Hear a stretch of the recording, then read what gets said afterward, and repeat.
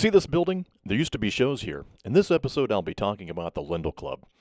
As you can see in this image, it is now the site of the American Cancer Society. I don't have a lot to say about the Lindell Club, but it was the venue where I saw my first show, Circle Jerks, in March of 1983. I missed a lot of shows prior to that one. I wasn't a very adventurous kid. Getting into my parents' car at 16 and driving to the city at night just wasn't in me. I don't even want to get into all of the great shows I knew about from listening to college radio and calling the jet-lag New Wave hotline. I mention them only to point out how stoked I was to finally be going to a show. Lindell Club was the basement bar or lounge for a hotel called the Windsor. I'll include a link to information about it that I found online in the description.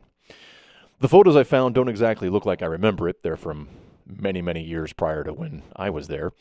I think possibly it had been added to over the years, and from what I recall, the entrance to the bar was from a courtyard. When you entered the bar area, it was not very large, I think maybe 10 deep at the bar, with some high-top tables between the bar and the wall. To enter the lounge room where the bands played, you turned left from the entrance to the bar. The room was dark, of course. It had red and black shag carpet, and the walls were covered in rough-cut timber, alternating with cork and mirror tile. It was obviously updated in the 70s, which I guess at that point hadn't been all that long ago. In the middle of the room was a brick fireplace. It had openings on two sides of it. So yes, in the middle of the room, where a pit was to be in front of the band, there was a giant fireplace. The band set up in the back corner, and now that I think about it, must have been on a parquet floor. I guess that was the dance floor normally. The promoter had a decent-sized sound system in the room. There were two large speaker cabinets on either side of the band that went up to the 8-foot ceiling. There was directly opposite that, where the band set up, a little alcove area too. This was not a large room by any stretch, and as I mentioned in my earlier story about the Bernard Pub, I'm terrible at figuring out capacity, and even more so based on a memory from nearly 40 years ago. But it was smaller than the Bernard, I know that much at least.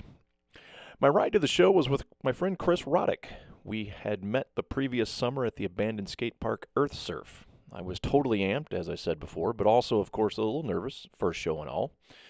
When we arrived, there was already a line of people from the door to the sidewalk on Lindell.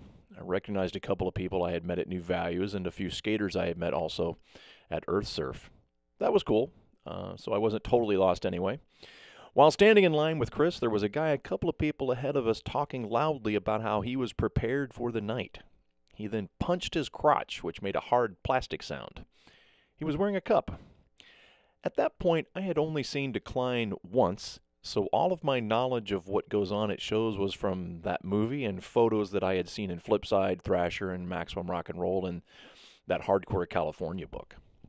It didn't occur to me based on any of the information that a cup would be needed. A side note, that person with the cup was Mike Doskasil. I would not actually meet him until September of that year at the Scream Show. 3 years later, we would be an Ultraman together.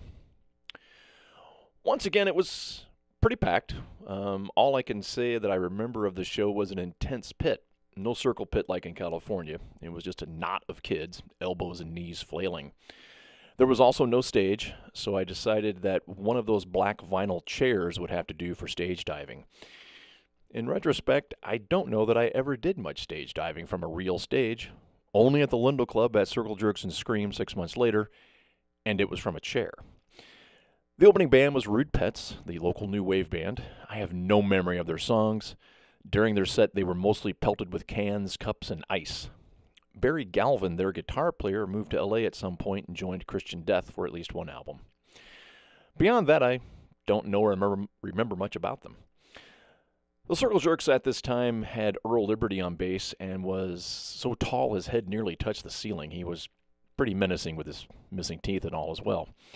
They ripped through their set as always, and as I described earlier, the pit was nuts. I had a blast.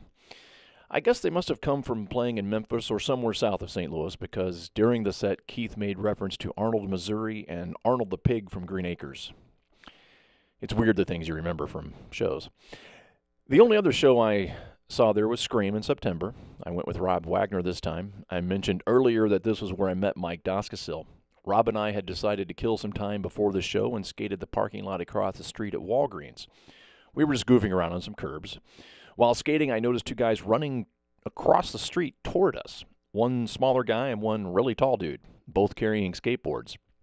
I wasn't alarmed, but not exactly at ease as they raced toward us. They were just excited to see other skaters. The person other than Mike Doskisill was Fred Broadhacker. At that time, if you saw one, you saw the other. Fred was the original drummer in Drunks with Guns, the band they would form less than a year later, and Rob and I would play what I think was their first show at a venue I'll talk about later, the basement of New Values. Other than meeting them, Rob and I met a couple of people that said they were in a band and that they played Sex Pistols songs and some other covers. Rob and I took that opportunity to smugly probably tell them we had a band too, but we wrote all of our own songs.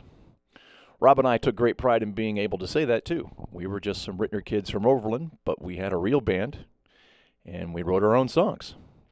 And I do get that if you're not from St. Louis, that neither of these references make any sense to you. Scream was and still is one of my favorite bands. I had been playing their first album non-stop for months. Just like at the Circle Jerk show, it was total mayhem in front of the band. How we managed to maintain some sort of force field to not crash into them is still a mystery to me. I guess it could be because it was my first two shows, but I don't know that I have ever been in a pit that was as intense as those two shows. The next day after Scream, Rob and I skated the ramp we had built in my backyard. I could hardly move. I was bruises up one side and down the other. I think most of the day I just spent laying on the ramp trying to recuperate. If there was ever another hardcore show there, I missed it, but I don't think that there was, though. From that time on, I was pretty much at every show in St. Louis for years to come. It wasn't a hard task since we didn't have a lot of shows in that time before 1986, and if there was a show, likely my band was playing it. If you have any stories about the Lindell Club, please leave them in the comments. Feel free to add to or correct anything I said here.